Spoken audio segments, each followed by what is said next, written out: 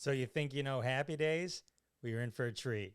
Happy Days wasn't a spinoff. A lot of people think it was, but it wasn't. We're going to get the history straight. Why was Fonzie on skis? Why was he jumping a shark? We got the scoop for you, the real scoop. You want to hear firsthand of the birth of a comedic genius, Robin Williams, and Mork and Mindy, one of the greatest spinoffs of all time? You've come to the right place. You want to know why you probably have a library card? Oh, this and so much more coming up right now. All right, everyone. I'm so excited to introduce my two guests. Both legends in their own right. But today they both joined me for one reason, because their years were filled with happy days. As story editors, supervising producers, they have come together to write the greatest book ever, 50 Years of Happy Days. Let me hold it up. A visual history of an American television classic. The only correction I have is I think it should be called a visual feast. A visual feast would be my only correction there. It is an insanely amazing book. Oh man. So all right. Let's see. We got Fred Fox Jr., Brian Levant. We're gonna rock around the clock. We're talking Happy Days. This is it. We're diving in. We're diving in. Anyway, I'm so excited to hang out with you guys. I had just interviewed Linda Pearl, who was I believe that was your first year that you guys were showrunners. Yes, right? Running the show, although she had been on the show in the first and second season, is Gloria. Bill Bickley, who ran the show in those days, made her a composite of every woman who had ever hurt him. Or turned him down. Yes, she was Richie's girlfriend, and then years later became Fonzie's first steady girlfriend. Steady girlfriend. Or any relationship that lasted longer than a three-parter. That's how I found out about the book. I had posted the Linda Pearl. She's in my feed. She posted that book. I'm like, what the heck is this? And then reached out to Brian, and here we are. So I'm so glad that I did. I'd love to start by asking this question, which is, what is each of your Happy Days origin stories? Like, how did you come into play with Gary Marshall, Happy Days, and that whole? Go ahead, Freddie. Well, my father's a very successful writer, Bob Hope, Lucille Ball, Jackie Gleason, etc. And growing up, I just thought it was so great that my father was a writer. Never entered my mind that I would follow in his footsteps. My first real job was I was an executive at Hertz Truck Rental, which is very exciting. And then I went to high school with Cindy Williams and Sally Field. And Sally Field called me New Year's Eve, 1975, said, Fred, I'm doing this new show. I don't know how successful it would be, but if you'd like to be my gopher assistant, and then after I leave rehearsal, you could go to the writer's room. And I was thrilled. She got me a meeting with Gary Marshall. I walked in to see Gary. He goes, so you're Freddie Fox's kid. And when Gary Marshall and his partner came out to write, one of the first shows they got on was the Joey Bishop show. And fortunately, Dad was very nice to him and encouraging, Gary said. And then he said, now, Fred, I know you want to write. And I almost went, really? And then he said, but, we really need Cindy to focus on the set and rehearsals. So if you could get her car washed, taking her dry cleaning, that would be great. And it wasn't all bad because the car wash was a great car wash, and they gave out a free hot dog on Wednesdays. So it was very exciting. So it's kind of a long story, I'll make it short, but went to the writer's room. At the beginning, the new writer or person couldn't just pitch out a joke. You had to kind of write it down on a slip of paper. You'd hand it to a real writer. If it bombed, they wouldn't say, oh, that's stupid Fred's joke. But if it got a big laugh, they would give me credit. Ended up writing an episode where Ron Howard and Anson Williams guest starred. It worked out very well. Then Gary Marshall asked me to join the Happy Days staff which I was thrilled, but I felt kind of allegiance to Cindy. So I went to Cindy and I said, I have this opportunity. And she said, oh, Fred, take it. It's a wonderful opportunity for you. But I felt a little guilty so I still would wash her car for 20 years. Well, because of the free hot dog. Let's talk Yeah. about the real motivation there. Exactly. And Brian's story is fantastic. Unlike Fred's, my father did not write for Bob Hope and Lucille Ball and George Burns. By the way, I knew Fred's father's name when I was 12 years old. I watched Dobie Gillis religiously, and I think his old man wrote over 50 of those. Not quite that. No, my father was in the costume jewelry business, but from the time I was 4 years old, I knew what I wanted to do and be in the entertainment industry, and built everything towards moving to LA after I graduated college, and I started selling stories to the Jeffersons, to a Danny Thomas series, wrote for David Steinberg, sold something to National Lampoon, and Steve Zacharias, who wrote a lot of very good early Happy Days episodes, was the older brother of a guy I grew up with and played football with.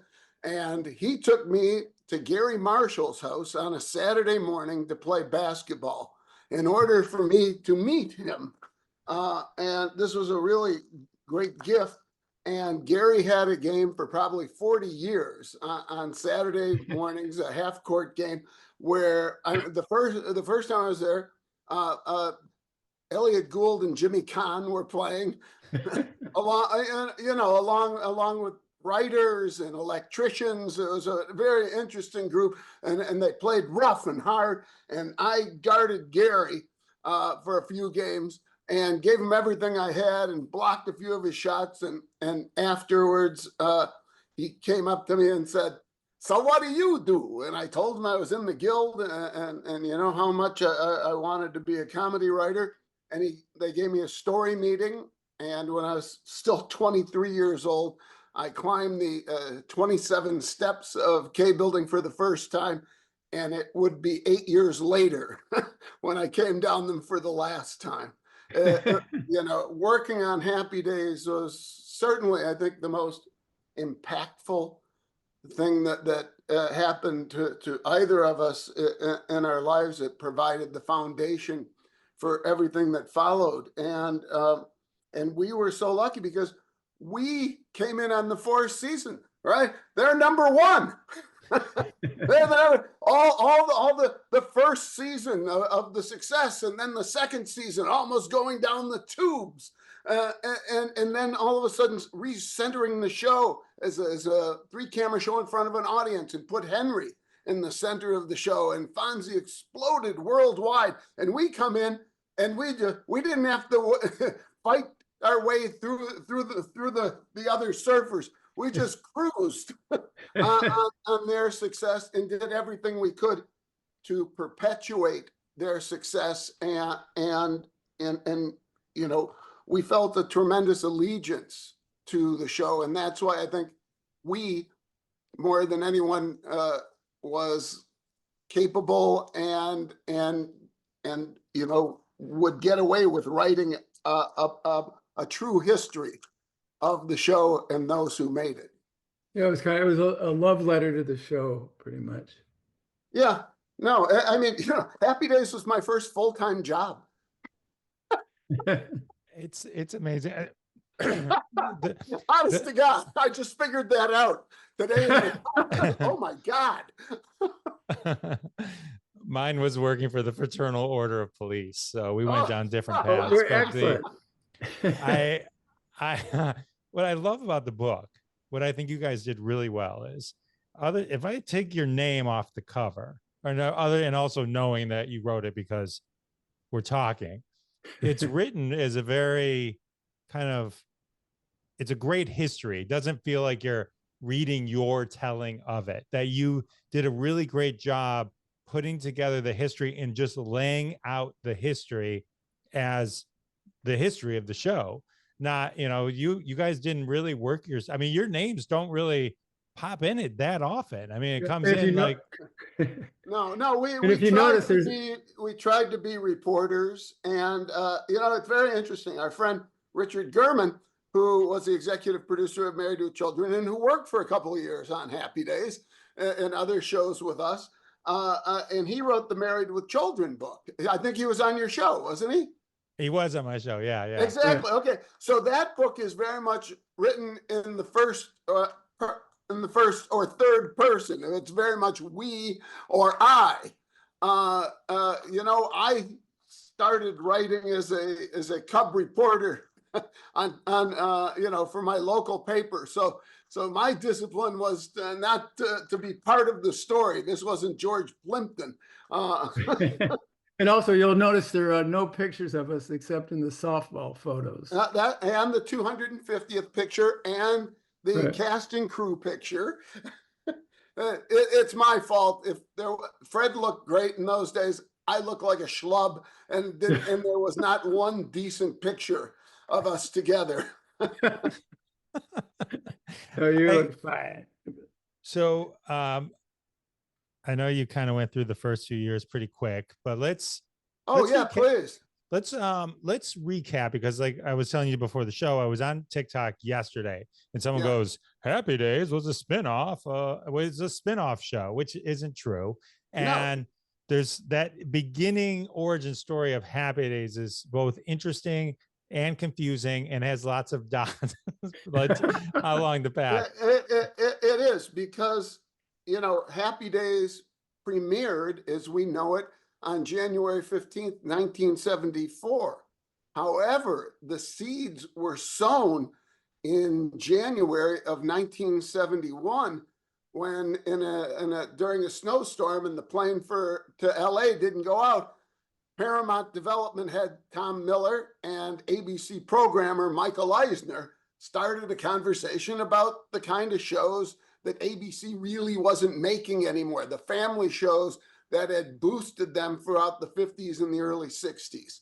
And they also had a peculiar affection for this show Mama, which was an early TV show, the television adaptation of George Stevens' I Remember Mama, about a Norwegian family, an immigrant Norwegian family in the 30s living in San Francisco as seen through the eyes of their teenage daughter. And they thought this was the vehicle that they could transport into the generation that they grew up in, the 50s. And they take it to Gary Marshall, who had The Odd Couple on the air there, and the Brian Keith Show later or earlier, The Little People. And they pitched him it, and knowing that the head of the studio, rather the network, was interested. Of course, he wanted to take a swing at this, but there was one problem. As he said in one of his books, I didn't know how to write for guys named Lars and Nels. So the concept was rejiggered to be a story about the middle child of a middle-class family living in the middle of the country in the middle of the 20th century. And it was called New Family in Town originally, and then it was called Cool. And when it finally was previewed, it was called The Happy Days. It starred Ron Howard, then who really took the job he really wasn't interested in doing a series after 8 years on Andy Griffith, 2 years on the Smith Family, which wasn't a great experience for him. And he was accepted at USC Film School, and he was raring to go. And then he got a really bad draft number. And if I'm on a TV show, they'll get me in the reserves or something. And he did the show, and Marion Ross was cast as his mother, and Anson Williams at the last second braved a rainstorm literally hours before filming began, and got himself in there and got himself the job as Patsy Weber. And they made the pilot. Go on, Freddie. A big reason Anson got it. Gary Marshall asked if he played softball. He goes, "Yeah, I play. Are you good?" "Oh yeah, I'm really good." And that sealed the deal for Gary. Yeah, that's all right. Okay, then you got the job. So I guess the acting, Anson said that the acting must have been secondary to him. So, and let's see. So those are the three people who we know from the show. Harold Gould later wrote his father, was Howard Cunningham, and Chuck and Joni were played by other actors, as they would be. So like 75% of all pilots, it didn't sell, right? Paramount stuck it in the last episode of Love American Style to help get some of their money back.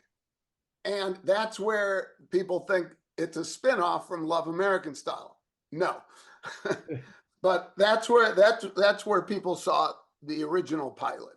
And so Ron Howard goes from there to American Graffiti, where George Lucas first looked at the original Happy Days pilot before he ever met with them. Ron had to endure 6 auditions. He gets American Graffiti. It becomes a billion-dollar enterprise. The networks are scrambling to get a youth-driven retro show. And Gary Marshall calls up ABC, you already made the show with the kid in the movie.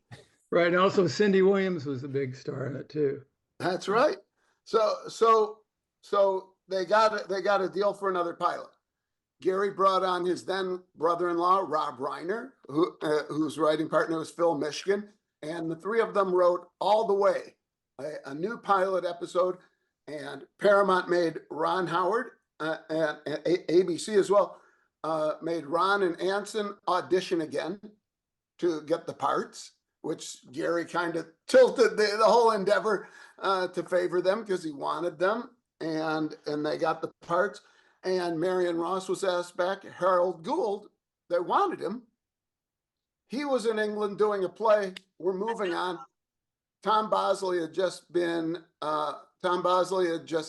canceled on the Sandy Duncan show as her boss. And so they brought him in, and he was reluctant to do it.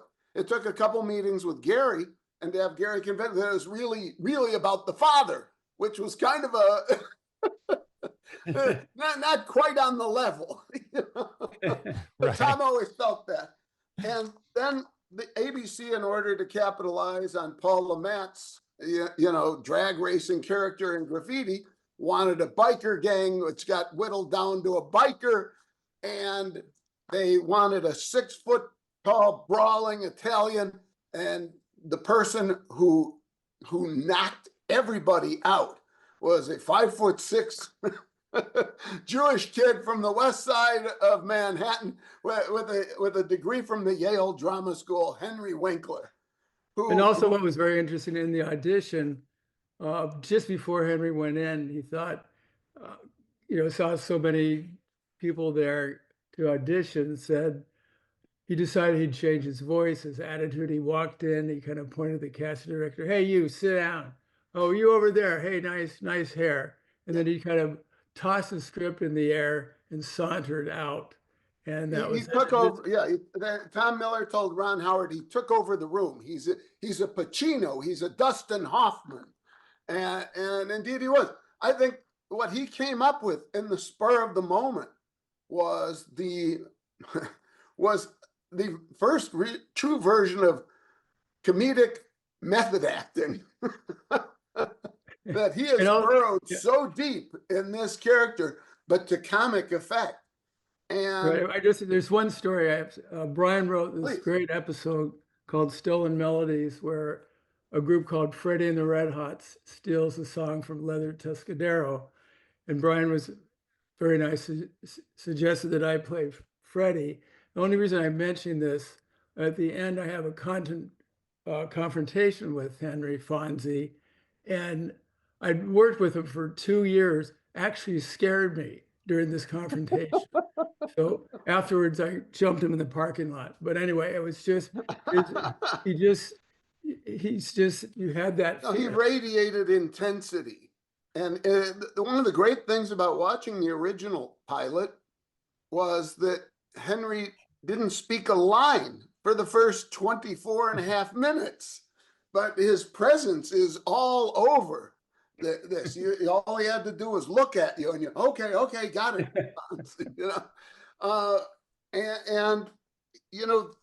Bill Bickley, who wrote and produced the first couple seasons there, he really felt that Fonzie was a tragic character who, was kind of stuck and was going to be left behind by all these guys, and it really was. You didn't see characters like that, and Henry was great, and his intensity was incredible. Actually, when the show when the audience came in, Fred did the warm up, Gary Marshall did the warm up for years, and introduced the cast, and everybody comes out, and Aaron and Marion do a little curtsy, and Donnie and Anson and Ron give a wave. Henry would come out and glare at the audience and then recoil. And that's why if you look at the cover of the book, we didn't use a shot of him smiling.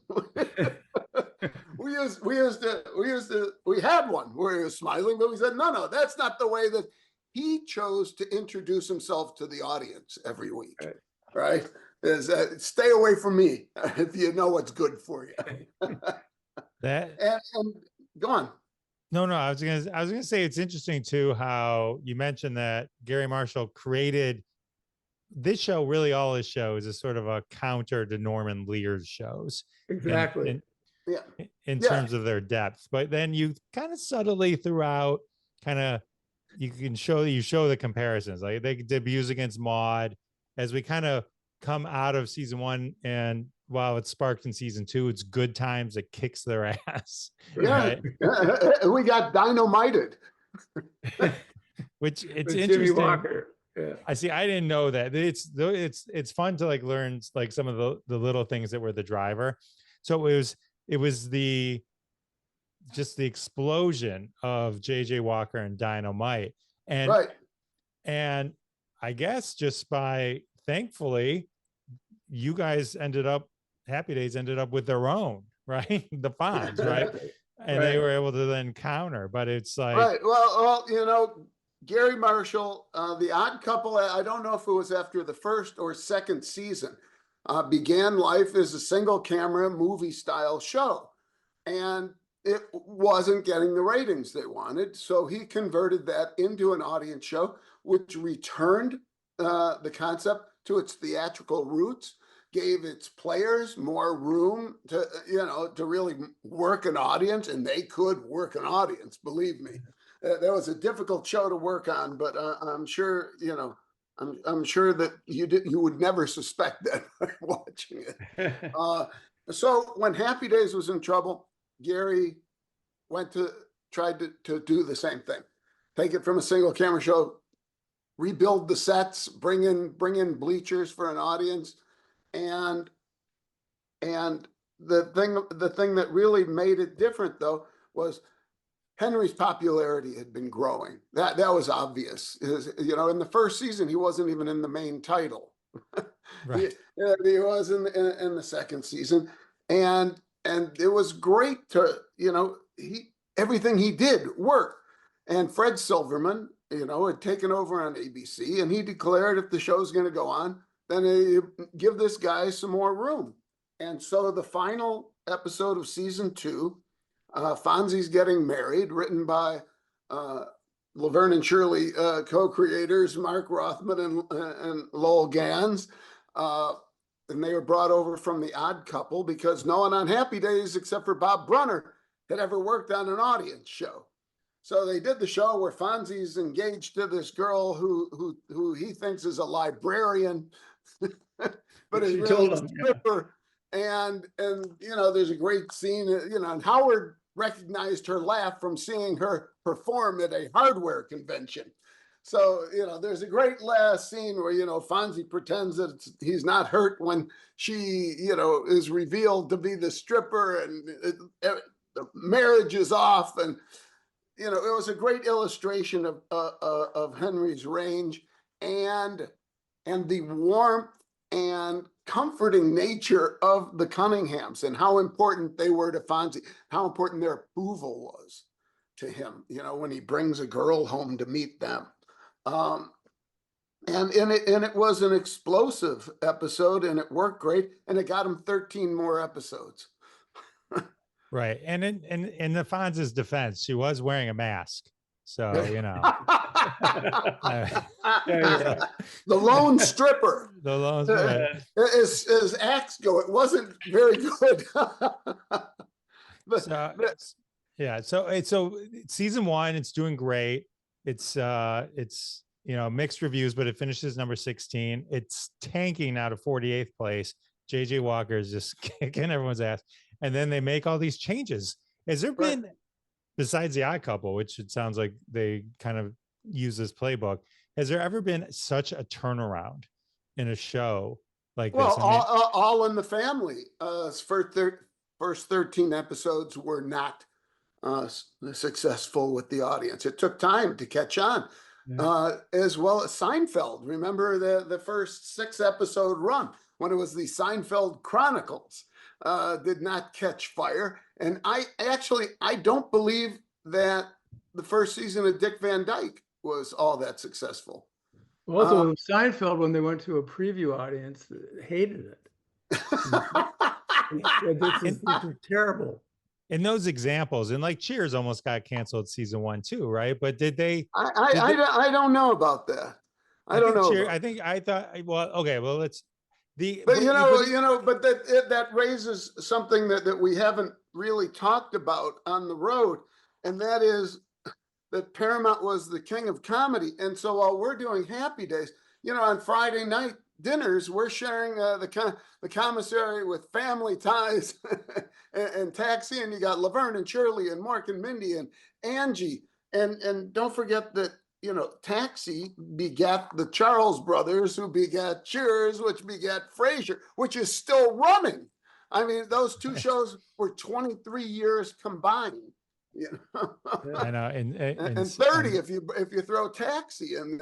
I mean, there was just so many comedy writers, and it was so happening. And we all worked on. What were some of the other shows you worked on the lot, Fred? Oh, geez. There's so God. Well, Webster. Grandpa Goes to Washington. Brian I consulted. Grandpa Goes to Washington. And then I did Mork and Mindy, the Good Time Girls. Oh God! One night they said, come see this run through of this pilot, and they brought in me and Eisenstock and Mintz, and they said, just take a look. And we ended up writing an entirely new script. Honest to God, Thursday morning, they came in for camera blocking and they had a new script. Totally different story. It was unbelievable. But, Boomer, I worked on. Gary Marshall was the voice of Boomer. That's right. And I wrote a Boomer episode. Jack Elam was the guest star. I wrote it with Rich Carell. There was just, and so many people who worked on Happy Days and Laverne and Shirley, who just, there's a list and a short list of the many, many, many shows and films that were produced by alumni from the show, and it's kind of staggering. It is. Well, if you count, go ahead, Jeff. I was going to say, if you count Rob Reiner, because he was a writer, right? And then you count Gary Penny Marshall, Penny Marshall, and Ron Howard, and Tom Miller and Eddie Milkis, who produced, and like Brian Levant. You Yeah, had all these in, just those. Well, Dennis Klein, who created the Larry Sanders Show, and Michael Leeson, who co-created the Cosby Show, and Ron Levitt, who created Married with Children. Seriously, it's just huge. And the movies, you'd be stunned, really. Yeah. And it is incredible, though. I mean, just cherry pick a few. You just cherry pick your favorite ones, and it's unbelievable the movies and TV shows you can come up with. So all right, so Fonzie Mania is happening just before you guys get there, right? Like you're season 4, season 3. They retool the show. It's now 3-camera, live audience. So popular. John Lennon's just swinging by. Oh, actually, that was was the first first. season. Oh, If that you was look at first the, season? Oh, okay. yes, no, Julian was an very early supporter of the show. And I don't know if you caught it. It's in one of the caption boxes. But so John Lennon spent the day on the set, which is an event Anson Williams still calls unreal. You know? And they spent all day there taking pictures, signing autographs, and all the cast still has those pictures on the wall in their offices. You know, Right. And but also, Henry's not wearing a leather jacket. That was before the network let him protect himself while riding a bike. So that's how we know when that was. But 20 years later, so this is in the caption. Henry told us Julian Lennon was doing a video for his first album. Had the big single Volante, and he was shooting it on the Paramount lot. He knocks on the door in Henry's office and says, "Remember me?" And also at one of our rap parties, Mick Jagger and John Belushi dropped by. Oh Which yeah, always fun. that was the 200th episode party at the Right. Beverly Hills Hotel, which Gary Marshall quipped. They're having a party at the Beverly Hilton too, for all the real estate agents who sold everyone here a house. Oh man. So all right, so what I do think is this season is, Yes, no, season three It's was hot. okay, so Fearless Fonzarelli is this season, right? Okay, so he Yes. jumps 14 garbage cans in an Evil Knievel outfit. And this is considered one of the top 100 moments from Entertainment Weekly, greatest TV moments. So tell me what the difference between this was culturally then when you flash forward a couple of years, and Fred, you're writing the Jump the Shark episode, which is literally called the Jump the Shark episode. It's not later the term came to apply. We call it Hollywood Part 3. Hollywood Part 3, and like why do you think they were like treated so differently?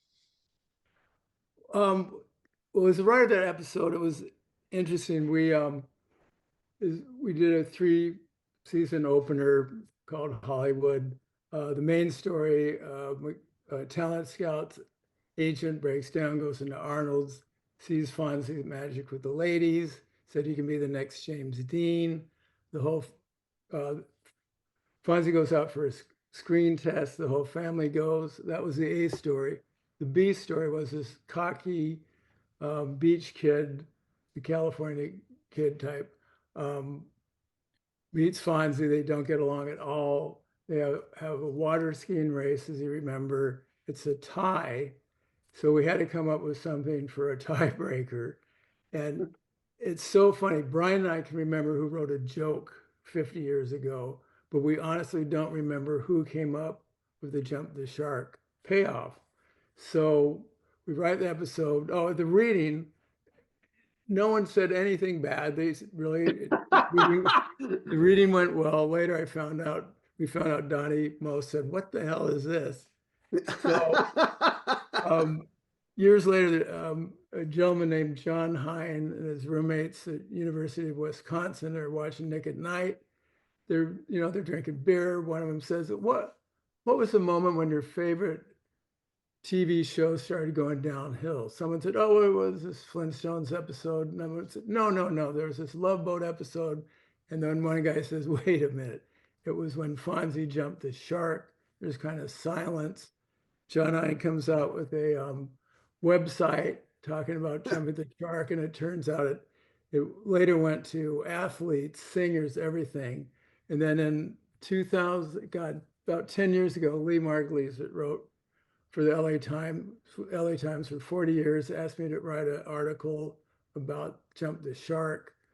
It turned out, because when that happened, as the writer of that, I felt like I should wear a scarlet F on my chest. I just felt kind of so embarrassed. And then it turned out it was just, you started hearing that the jump the shark reference for years, and even last week on a sports show I heard it. But anyway, I wrote this article. It turned out to be kind of in defense of jump the shark, because we wrote that in '78. We did 164 more episodes. Some of our best episodes are always in the top 10 for years. So as we said in the book, it may be happy to start to get some gray hairs, but that wasn't. No, really. Number one, I believe we had, and realize this was the first episode I was on staff on that aired, and I believe it was a 68 share of the audience, and like a 26.8 rating or so. It might have been. These are Super Bowl now. We had 30 million people watching the show. I think last year, Young Sheldon was the top comedy, and they had less than 2 million watching every week. Right. So just compare and contrast. So when you reach that level of success, of becoming an international overnight sensation, and the show wasn't just number one in America. This was like one of the first true international hits. Australia, the English-speaking world, France, Italy. Oh my God, Italy they're still crazy over there for Fonzie. And also to answer your question, Jeff, I think when Fonzie jumped the barrels and stuff, that was more inherent with his character. I think, he's a motorcycle guy, he's a tough guy.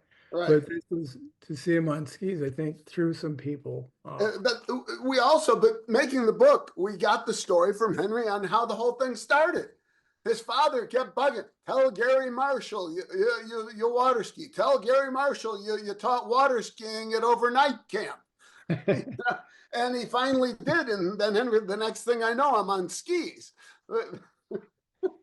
So, I mean, if I were to just guess, and keep in mind, I lived doing this. Well, I mean, we all lived during it, but you know what I mean? Like I was watching it, right? So to me, it wasn't until years later they go, oh, that. And I'm like, really? I don't, to me, I was just loving Happy Days. Right? But if I were to look back, anytime I look back at it, I go, why is he wearing the leather jacket?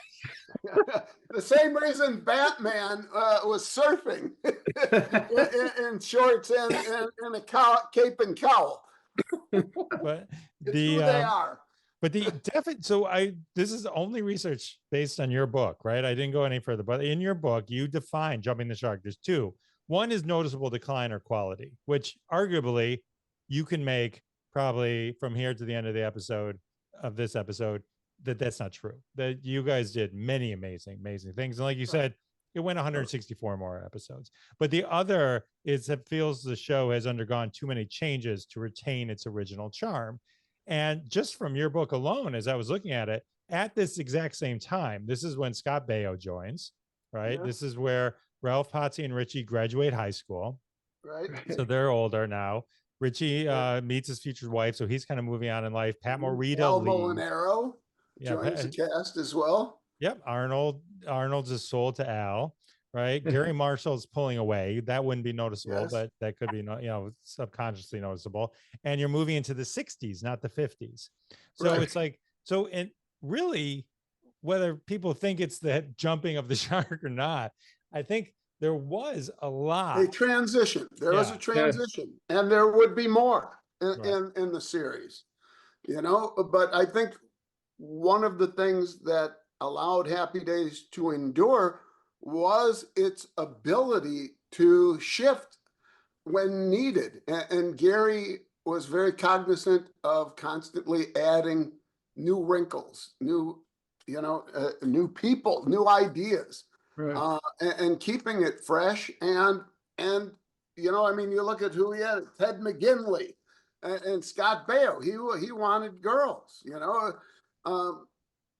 this is way off, but you can't discount the fact that we had a tremendously wide audience, that grandpa and grandma and mom and dad and sis and their kid brother all could watch Happy Days together. Something that, shortly after the show ended, this is when Nickelodeon and Disney came to the fore, and all the women's networks and ESPN, and the audience was fragmented. But this was a time where everybody could watch together. And I always look at the Big Bang Theory, which started like Happy Days, is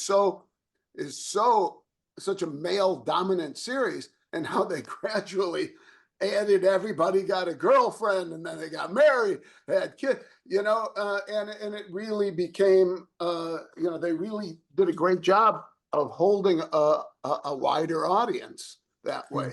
And so when you look at Happy Days, some of it was defensive and some of it was offensive. Right. Right, And also right. a fun story about Ted McGinley.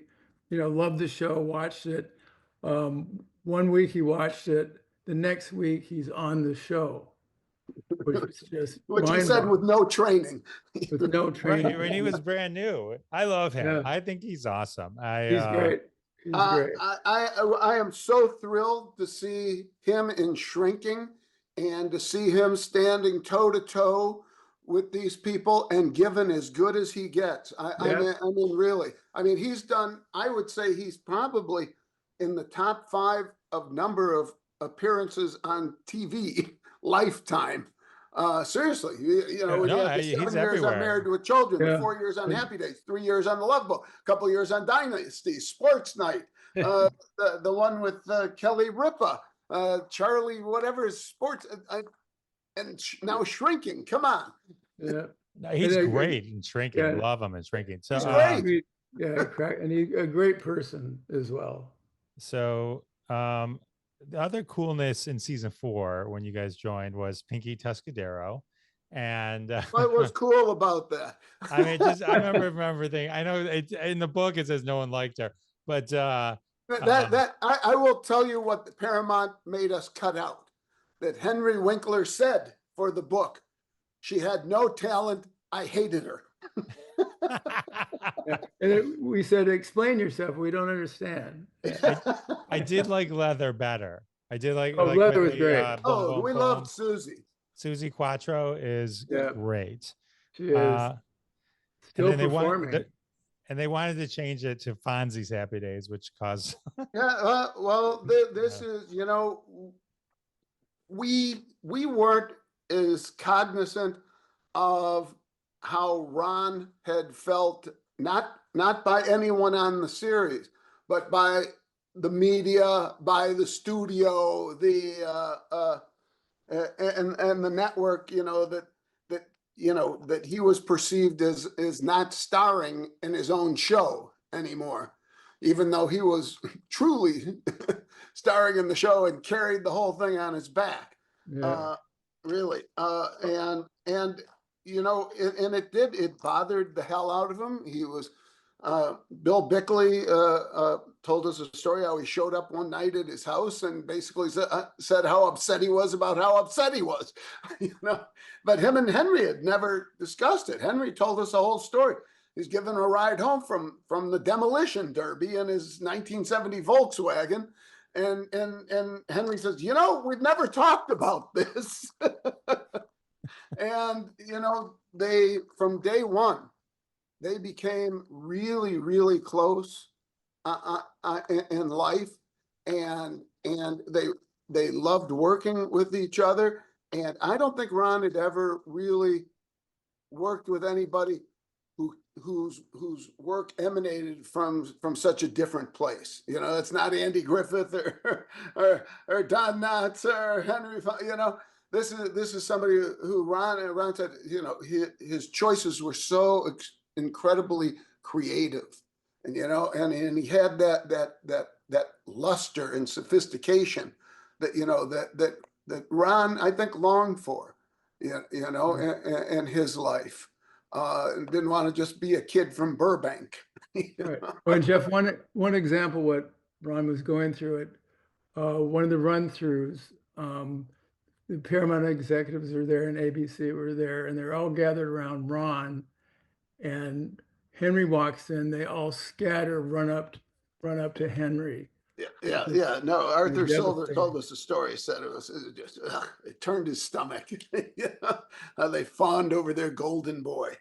But together they were a great team. Yeah. But Ron, like we said, Ron had applied, was accepted at USC Film School, shooting the pilot in 71. He kept going to film school until Happy Days was picked up for the second season. And it was still his ambition to direct a film before he was 20 and to direct one when he was 100. and he almost got the 20 when he started directing, TV movies like Cotton Candy and Skyward, which came later, that really paved the way for him to leave the series when his contract expired, take a deal at NBC to produce, direct, and star in films, and which led to Ron becoming a feature director, first with Roger Corman, and then with the succession of films, starting with Night Shift, starring Henry Winkler and Michael Keaton, written by Happy Days veterans Babaloo Mandel and Lowell Gans, as was Splash with Tom Hanks, who Ron had wanted Tom Selleck for Splash, believe it or not, and he wasn't available. And I said to him, you ought to. Tom Hanks did an episode of Happy Days 2 weeks ago. It was really good. You really should look at it. And that's what he looked at that got him in the room with Tom Hanks. You think Tom Hanks and Daryl Hannah, those are your immediate things. But then if you give it a pause, and then you go, oh, wait, that John Candy and Eugene Levy. Yeah. So, I mean, there was a lot of and Howard Morris, who was on Andy Griffith. Right.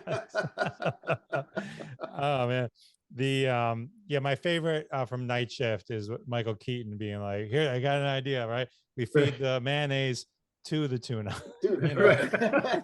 Yeah, he was great. No, my favorite line from Night Shift is Michael Keaton looks at Henry's fiance and says, "Nice frame."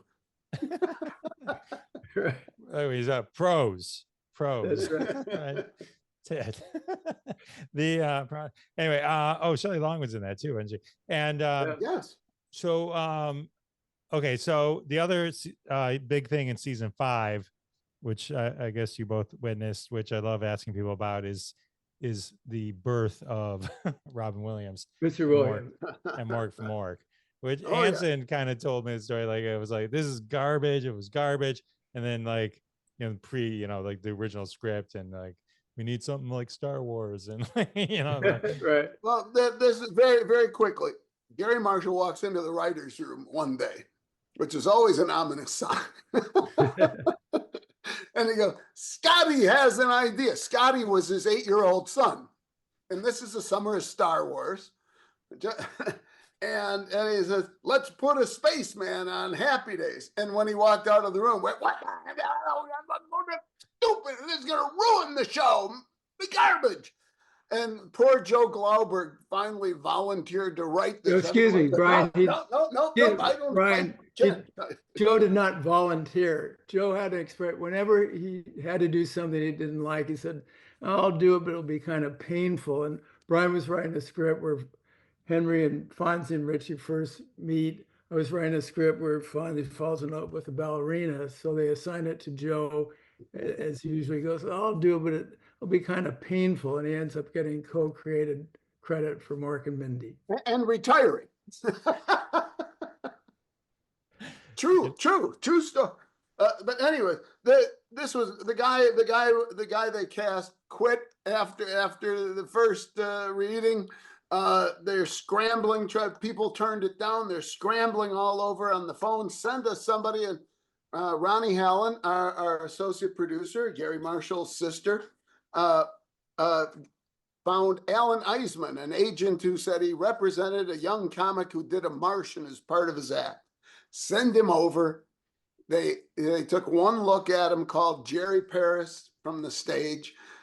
Jerry didn't even wait for a contract to be offered. He just took the guy by the arm, dragged him to the set, and 3.5 hours later, the writers came down to run through, expecting a debacle. expecting it's over. We're all going to get fired. There's no hiding from this one. And instead, we witnessed the birth of a comic genius. The cast of Happy Days, as Fred always says, some guest star does a line, changes a line. You go, oh, what's with them? Robin had free reign. He ran with everything. He was brilliant. He was explosive. And the cast of Happy Days, they said, go ahead, take center stage, and we're here with you. And Jerry Paris was always at his best. When there was opportunity to be great, he never missed it. And between all of them, they put together the most dynamic introduction you could ever imagine for a performer. And we all left the stage going, spin-off. And indeed, 4 months later, there it was. Pam Dauber found out in Variety. Right. The audience just went wild and just loved it. Yeah. I can't even imagine. And then Brian, you went to Mork and Mindy for a while. You were doing both. Yes. No, I did. How many? I did 22, and so I did like 42 episodes there or something.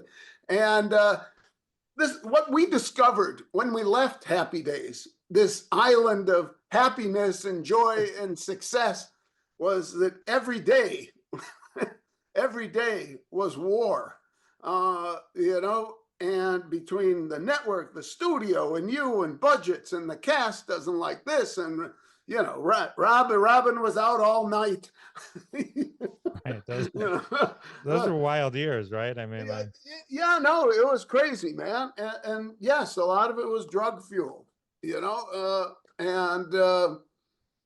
I don't know how it all got done all the time. Robin wore out some damn talented people. I mean, by the time I got there, I'm amazed they could stay awake through a late night session anymore, because there'd been so many. And Robin was, if the joke worked, he said, give me something different tomorrow. And then he'd give me something different tomorrow. Like on everything. So you write 5 jokes basically for every line that he had. And then one of his gifts was an amazing memory. And he'd give them all back and 4 or 5 more. That's amazing. That is amazing. Yeah, no, it was. And in the final season, when we married them and had them honeymoon on Ork, and Robin laid an egg that would grow and expel Jonathan Winters as their son Mirth. Remember, on Ork, you age backwards. The elder, remember, the elder the first couple of years was like 6. And that was double dynamite. That was wild, and I felt sorry for Pam Dauber. Pam went to my high school. We went to the same high school, not the same time, but Michigan. Oh yeah. Yeah. Where'd you go? What high North school? Farmington High School, and Robin Williams went to a private school around here too. Right. Yeah. Yes. Father was a GM. Yeah. So all right. So you guys say season 6 was the least memorable, so we'll skip over that.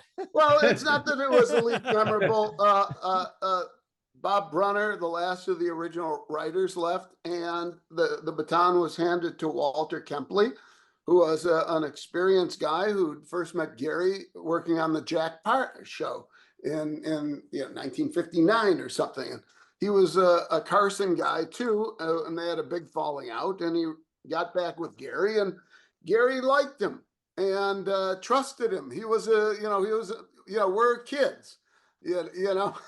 I mean, we were still playing basketball 3 days a week during lunch and coming back, covered in sweat. He needed an adult.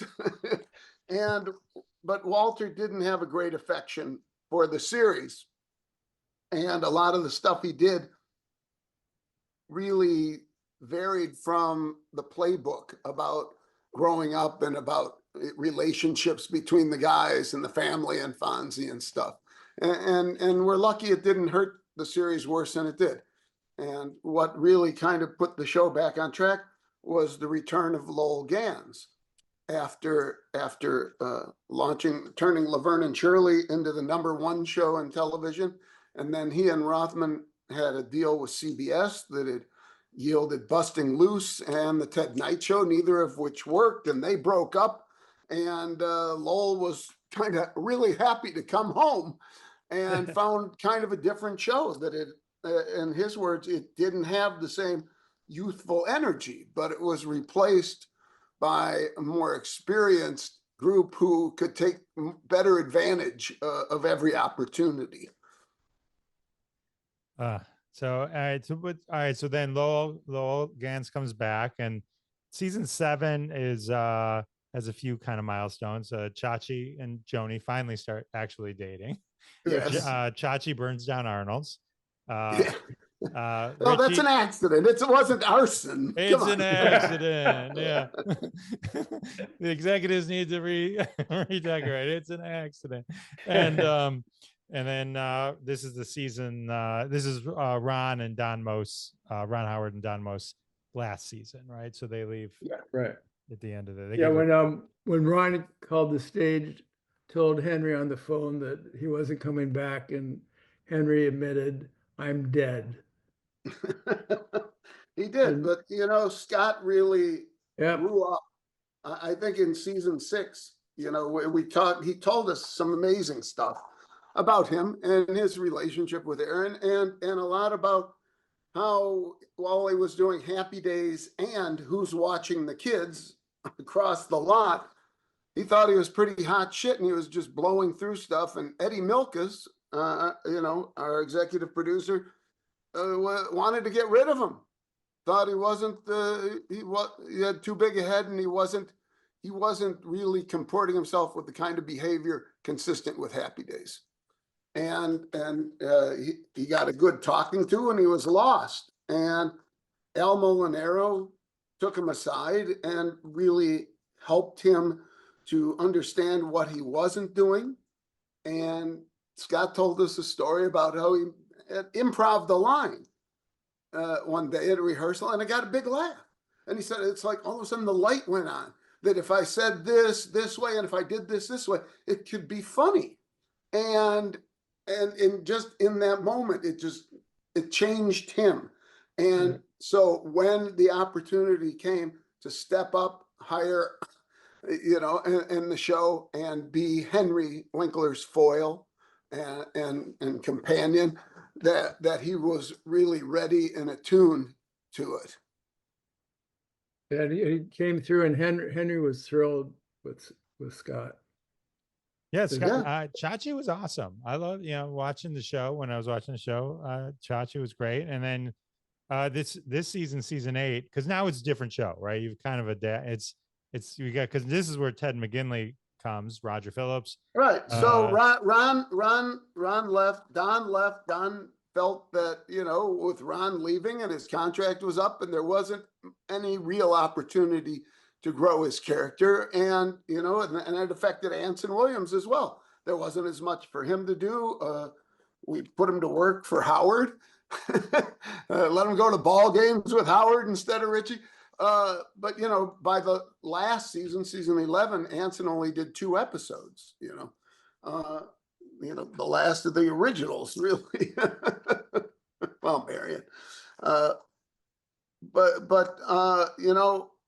So it was up to Lowell and Gary, and we said, did you ever discuss pulling the plug? There are people on the show who said the show is about Richie growing up. Richie's gone. The show's over. Right? Gary Marshall and Lowell Gans never considered doing what Mary Tyler Moore and Dick Van Dyke had done and go out on top. They retooled the show. They brought in Ted as Marion's nephew, Roger Phillips. Jenny Piccolo had been an offstage character, and Kathy Silvers won the part over some tough competition. Heather Thomas, Heather Locklear, Demi Moore. And she was, the writers loved Kathy Silvers. Kathy Silvers, was not afraid to throw a big joke You know, it was in her blood. Yeah, she always hit it out of the park. Yeah, no, but tremendous confidence for such a young person, and Ted, in his mind, he thought he really came along slowly, and he had a lot to learn, but Henry really took a liking to him and helped him and liked doing scenes with him. So we were very lucky that chemistry succeeded. You pull somebody off of a USC water polo calendar, you're not always going to get comedy gold, but we were lucky. Yeah, he was a diamond in the rough. I mean, because he would go on, like we said earlier, to so much. No, but once again, where did he get that training? Where did he learn the discipline? Where did he get the experience in front of an audience to learn what he was capable of doing with a line or a scene? Yeah. Awesome. And then you guys weren't around for John Lennon, but were you there for the Lone Ranger? Fred wrote that. Yeah, we wrote. Yeah, we wanted to get the original. We ended up getting John Hart, which is fine. But yeah, it was a fun episode. Well, but Clayton Moore, who I later met, like 6 months before he died, and everybody thought he was crazy, and that's why they didn't bother. He thought he was the Lone Ranger. But it should be noted that John Hart did play the Lone Ranger on ABC in the 50s. Clayton Moore held out for money one year, and they said, well, if the guy's wearing a mask, we'll get somebody else. And finally, he capitulated the next year. Oh, man. Well, Fred, you also wrote the episode where Tom Hanks gets into a fight with the Fonz also. Oh, yeah. Right. Yeah. It's funny. A lot of times we're asked, how do you come up with your stories? And a lot's based on our childhood growing up. But one day Brian and I were driving in a car, and we thought, God, it'd be funny if when Fonzie was little, pushed a guy off the swing, and a guy comes back 10, 12 later for revenge. And Tom was shooting Bosom Buddies. Fortunately, there was a hiatus week, and he was just fantastic, and he and Henry together. I mean, the whole cast was great, but it was just so much fun to work with Tom, and he really enjoyed it, I think, and it turned out. No, he had also come with us on a couple baseball trips, right? With the softball team, which we should talk. Yeah, we'll talk. Yeah. Also, go on, Fred. No, I just wonder if Jeff had any questions about that episode or to go on. And what do you think of the episode? Well, I did, recently it showed up. There was one of those clips that was rotating on TikTok. So it's just fun. I think that's where Tom met Rita Wilson. Well, certainly on the lot when she did 2 episodes of Happy Days as different characters. Right. And I think they might have met on her second appearance there. Yeah, I saw the list. They were also matchmakers. Well, Don Most met his wife there, right? Morgan Hart. Yes, absolutely. Morgan was my father's ex-writing partner's stepdaughter, and I got her on the show, and bam, that was it. Turned a 1-week gig into a 5-decade marriage. Yeah, wonderful lady. Yeah, they're very happy. Yeah, living in Colorado near their kids. One of them, anyways. All right, so season 10, they turn to these shining stars, Brian Levant and Fred Fox Jr. to be showrunner, and you guys were showrunners for season 10 and 11, yes? Yes. And we were like the relief pitchers brought in to mop up the game. Okay, so this is the season with Tom Hanks, and then he didn't come back though. I read in the book he wanted him to come back, but he didn't. Right? Didn't they later hate each other? Don't they hate each other? Tom Hanks Who? and Henry Winkler? Didn't they get into a thing with one of the That movies? much later, Much later, yeah. much later. But Yeah, yeah. no, that was all very copacetic.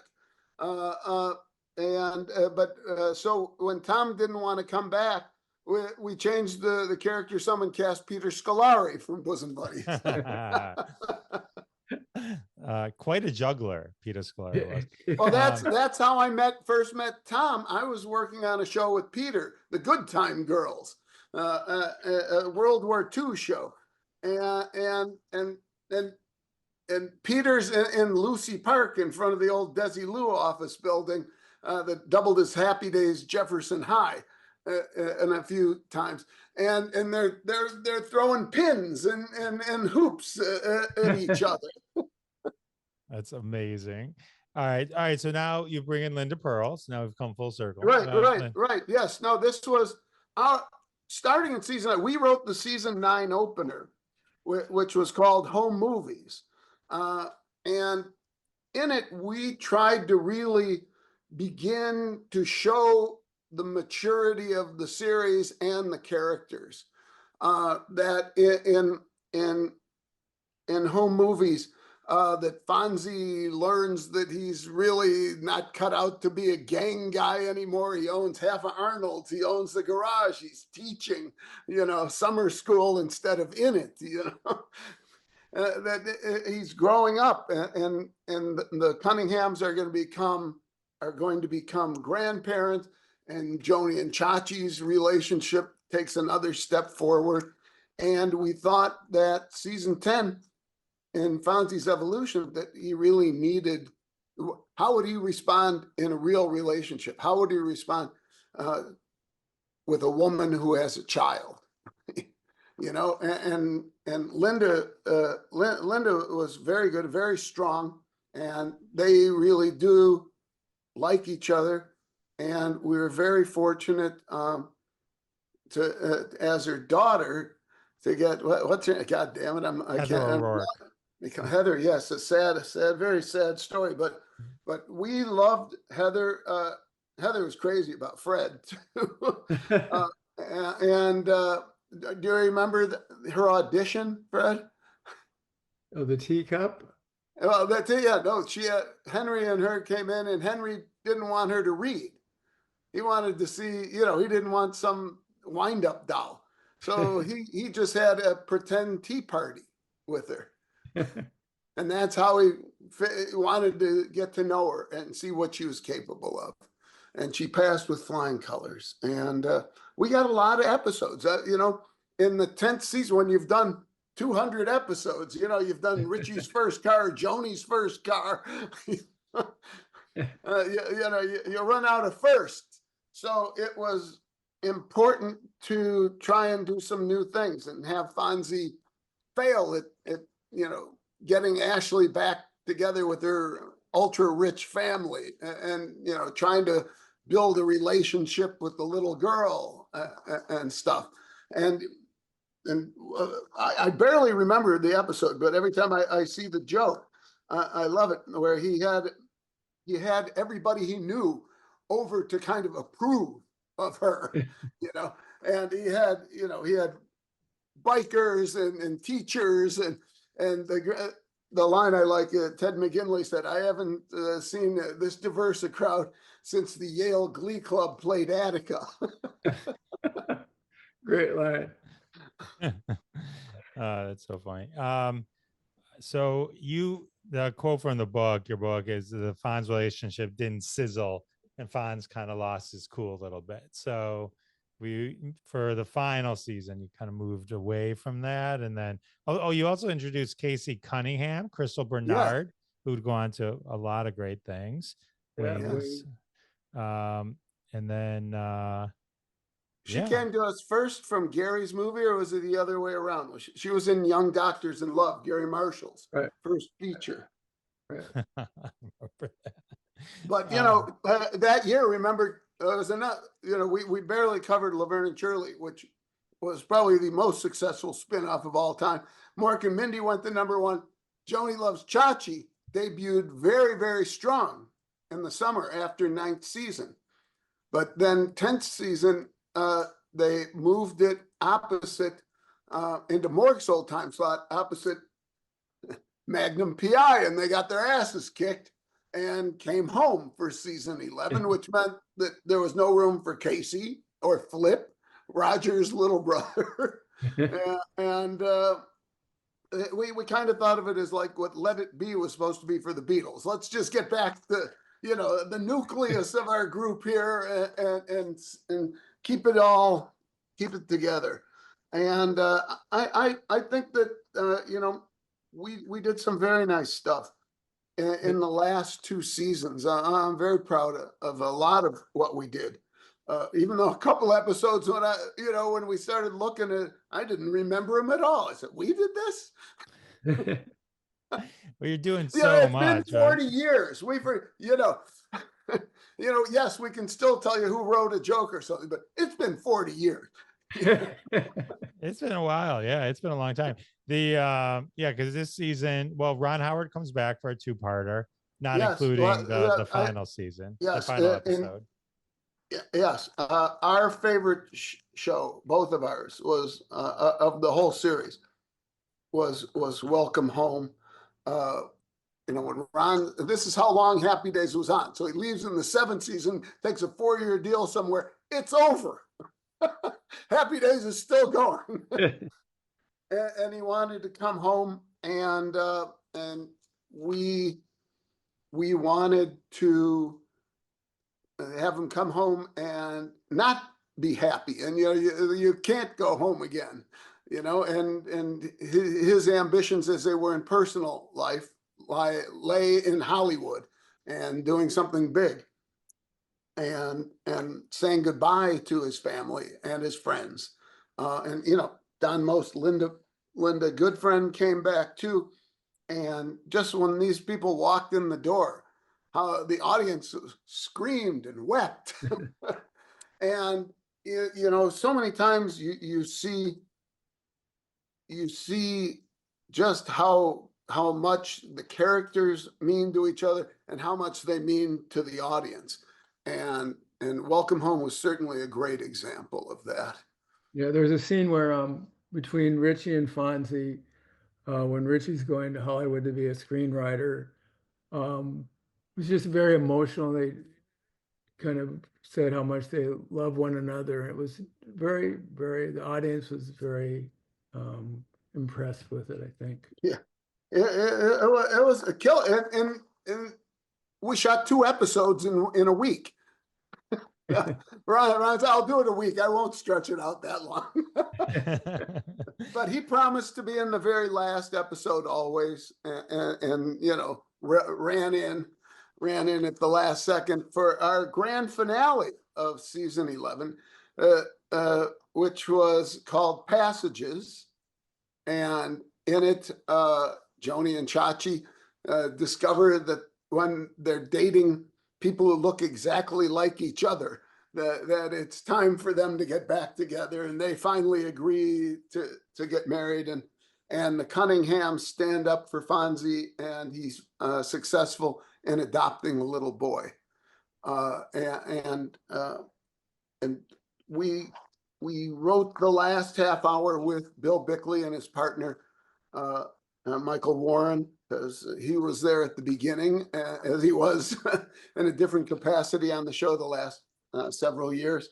And Lowell Gans did a lot of work on the very finals scene, where Tom Bosley gave a beautiful speech about his family and watching them grow up, and then turned to the camera and said, "Thank you for being part of our family," and hoisted his glass and said, "To Happy Days," and everybody toasted. And I went to Elvis Presley's Memories with a little montage of sweet moments from the show, and that was it. And had a very subdued wrap party because it was basically hard to believe that the engine that had provided so much for so many for so long had finally just kind of run out of gas. And, it was the beginning of other things, but my God, I don't know how to compare the experience, what we learned there, the things we were exposed to. It was a you know, it was a teaching hospital Yeah. in a lot of ways. And we learned our craft and took what we learned there with us to all the work that we did subsequently. And then after the next morning, the cast and some others, myself, hopped on a plane, went to Okinawa and played the U.S. troops in a series of softball games. And went undefeated. Amazing. Yeah, I know it's softball. They all talk about I remember Marion Ross when I interviewed her too. She all fondly talk about the softball part of the culture. It's what really kept people together more than anything. You know, Marion once said, Gary started a team to build a team. And it just, it was an illustration of their trust and support of one another. Right. And we got to know them a lot, you know, a lot better on those trips too. Yeah. Yeah. No, you know, it was tremendously bonding, and it wouldn't have been so great had the team been losing. I mean, I was there for 6 years. We lost 5 games total. The one was in Germany on a USO tour, playing 5 games in 5 days, and they lost one by a run. One and 2 of them were to the Showtime Lakers, Magic, Kurt Rambis, Michael Cooper, Pat Riley, you know, and we had them going into the last inning twice, and then they pulled it out on us. Oh man, too much. Yes, we did not talk about Laverne Shirley, but we could spend a whole hour just on Blonsky's beauties, I'm sure. No, you can't. We could though. The failed Pinky spinoff, potential spin, which became kind of that, and the one that I pilot for Lenny and Squiggy in the Army, and then there was it would have been interesting to see Ralph and Potsy get one. That would have been. We both wrote backup scripts for that series that didn't go. And then the Fonz and the Happy Days gang. And the Laverne and Shirley in the Army, and the Laverne and Shirley, Mork and Mindy Fonz hour. Yes. And then I think the only thing we didn't cover is the entire world getting their library cards because of That's right. That's right. Very, very key. Just, you know, there were once in a while you could see the power of the show. And that was an example. Fonzie got a library card. It was dismayed how easy it was. And it set off a wave of people getting library cards. Yeah, it wasn't even an episode. He just mentioned that on the way out. Yeah. The whole episode on just going to the library. So of the 255 episodes, Henry, Marion, and Tom, according to IMDb at least, the only ones that clocked in all at 255, and then everyone. I think Henry was in all of them, was he? No, Henry, Marion, and Tom. Yeah. Right. Right. Yes. And then each one had a different amount. Pat Morita was only in 27. I would have guessed more than that. Who was Pat Morita? Yeah. Well, remember, Pat Morita left the show after the 4th season. He got his own series, Mr. T and Tina, on ABC, which lasted, I think, a month. But you know, he took off the apron. Al Molinaro, who was Murray the cop on The Odd Couple, wore it very well, and went and was spun off with Joni and Chachi, and really kind of lost his place in the show. And Pat Morita came back for several episodes. Amazing. So what do we got? I'm going to hold up the book. What? Look at that. Wait, I'm going to read it. 50 Years of Happy Days, a visual history of an American television classic. It's as much a history book as it is like just a photo book. Like I hate it. I'm like, I'm not trying. They did not pay me to sell their book, but like, I mean, it is like amazing. If you love Happy Days, it's got photos like. It should be noted that the vast majority of those photos did not come from Paramount, who we paid a lot of money for their photo library, but didn't have one kept up. They came from Ron Howard and Henry Winkler and Marion Ross and Jerry Paris's kids, and Anson and Donnie and Linda and Jimmy Dunn and Some of us, everybody. It's still a great team. Everybody Yep. pulled together to help us make the book and gave willingly of their time. Ron's been promoting it lovingly on all his social media, and everybody's just been so great. And it was just wonderful for us to work on Happy Days again. It was, and it was, you know, always we say it was a family show, but it is and still is today. I mean, we keep in touch, and all the interviews they did was just helped the book tremendously. Yeah, no, you know, there's a strong bond there, you know. And Lowell Gann said in the book, you know, he said, you know, he never wanted the show to end. He thought it should just keep going on and you should just keep following him.